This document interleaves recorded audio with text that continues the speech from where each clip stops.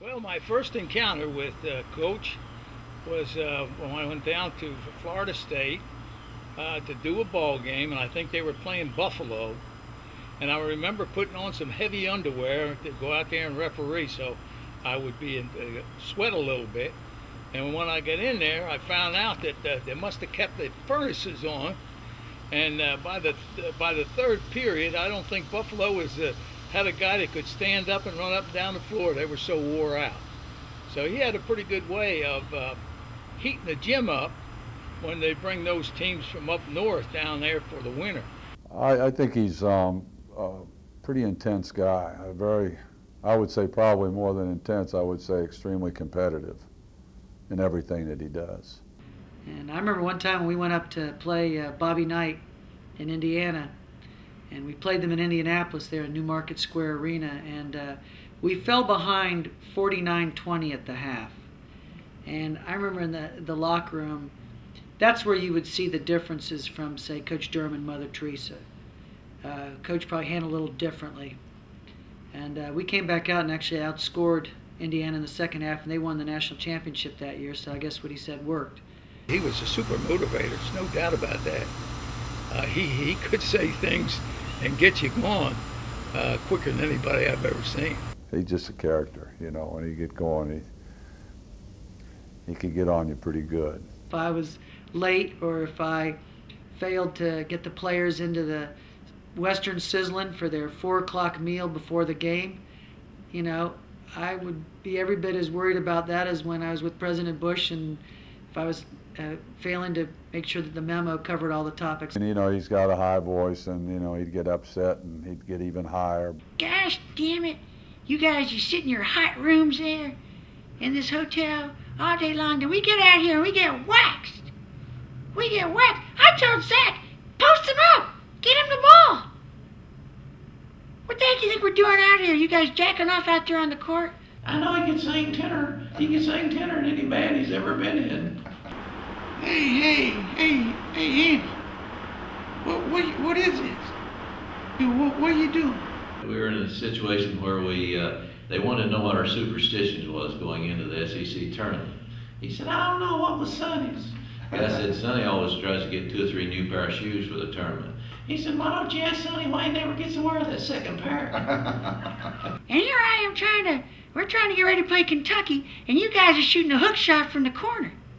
I think Hugh just did a marvelous job of getting confidence in his teams. Every one of them, they really felt they were good. For instance, they just beaten Kentucky by 20 and to go to the Final Four back in '72 and then play us.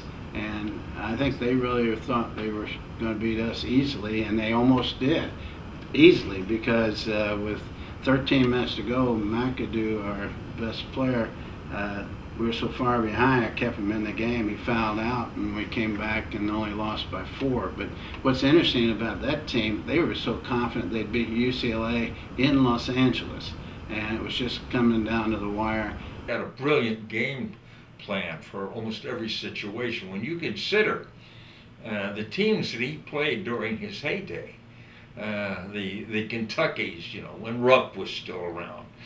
Florida State played the toughest schedule, one of the toughest schedules in the country. A lot of people don't know, but Coach Durham, I think, was on the front edge of recruiting the black athlete, and at Florida State had great success in doing that, and probably opened the door and made it easier, because during that period of time it probably was a hard thing to do, and I'm sure that he was criticized for it by some, but made it easier for everyone else in the South. He loved his kids. You know, he would argue with them, he'd challenge them, he'd discipline them, but he loved them, you know. And some of these kids had rough lives. When they got to Florida State, they had not had an easy upbringing. Some had no parental influence of any significant kind. So Coach Durham fathered them in a way. And I remember when he brought Cowens to Chapel Hill after the game, it was a close game, and I said, where'd you get this guy? And he said he was a sleeper out in Kentucky, but I think Hugh must have lived with him. He saw something in me that a lot of coaches didn't in college. He could take the whole and reduce it down into the simplest parts to where it's very easy to learn and very, very easy for kids to master the techniques that they needed to master in order to be successful with the whole part. Then he would put it back together and break it back down, and he's just a great teacher. You know, on the floor, he's the ultimate teacher. It isn't the job of a college coach to prepare players for the NBA. It's the job of a college coach to prepare them for life after college. Hugh Durham has certainly achieved that role.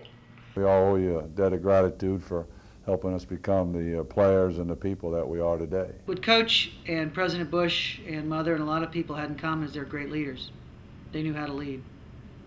They knew how to inspire people to follow them, and they cared about the people they led. They were shepherds. And Coach had a great influence on my life. I wouldn't be the man I am today if it weren't for Coach Durham. That's the truth. Because at the age he got me, I hadn't had a father in my home for years. And so when I got to Florida State, I probably was looking for a father figure, even though I didn't know it. And the reality is, for those 4 years at Florida State, he was like a daddy. I was a young coach when I came here, and I think one of the great blessings of my life was to study under Coach Durham, and I did. I went to school on him. I think he was brilliant. He brings to the table the right tactics, the right ability, and the right know-how you expect of a teacher and a coach, and he, of course, was both. Dominique and Cowens and all these fellows that have played for him in the past, how much they talk about him and how much they enjoyed their years of playing under Coach. I've been around a lot of basketball players, a lot of guys that played for Coach Durham when he was here. And the comments that they make and the high regard that they have for him as a person,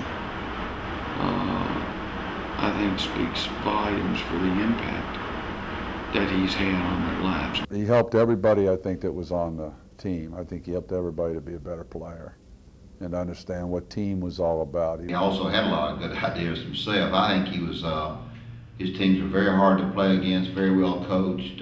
They knew what they were doing. He knew what he wanted them to do, and it was a battle every time. As far as basketball at the University of Georgia goes, no one has done what Hugh Durham did at Georgia. And if you look across the Southeastern Conference, I think you'll also find that very rarely has the success that he experienced over a 17-year period been duplicated in this league, or has that been attained in this league anywhere other than Kentucky very often. He had a team that played with confidence, played smart, and certainly competed well. He's outstanding in all areas of the game: recruiting, coaching, offensively, defensively, his way that he took care of his players. The thing that jumped out at me as much about Hugh is he could manage the clock. He probably was the best coach I've seen in the last 2 minutes of the ball game. He did a tremendous job, and I tell you what, the game was always in jeopardy. With a team with a lead, he'd catch him some way or another in the last 2 minutes. And he was very good with referees too, almost as good as well. We'd call a foul on one of their players, and he'd be screaming, "There's a wrong guy on the foul line! There's a wrong guy on the foul line! Check it!" And he used to do that all the time, just trying to freeze the shooter.